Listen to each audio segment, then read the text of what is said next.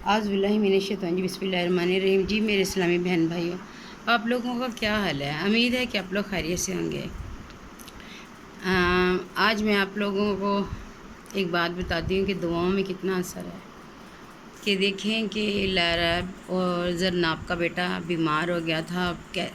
उम्मीद नहीं थी कि ज़िंदगी अल्लाह ताला देगा, लेकिन कहते हैं ना कि दुआएं करें, आप दुआ करें, अल्लाह ताला ज़रूर सुनता है। आज लारेब ने इंस्टाग्राम पे भी आके अपने बेटे की सेहयाबी के बारे में बता दिया और उन्होंने अपने बेटे का नाम भी शेयर कर दिया। उन्होंने कहा कि चंद दिनों में मैं हम आपको सारी तफसील बताती हूँ मैं, लेकिन आप उससे पहले कि मेरे चैनल को लाइक और सब्सक्राइब करें और ताकि आप लोगों को और भी दीन की छोटी छोटी बातें पता चलती रहें। इसमें यह है दुआ की फजीलत। मैं बताने लगी कि दुआ में कितना असर है। कितने लोगों ने दुआ की है ज़रनाब और लारेब के बेटे के लिए, अल्लाह ताला ने सुने। इसी तरह आप दूसरों के लिए दुआ करें कि जितने मरीज़ हैं इस टाइम, जितने जैसे हिना खान है कैंसर के, उसमें बहुत तकलीफ़ से गुजरी हैं और बेशुमार लोग हैं। तो आज ख़ास तौर पर ख़ुसूसी तौर पर बीमार लोगों के लिए शिफा करें।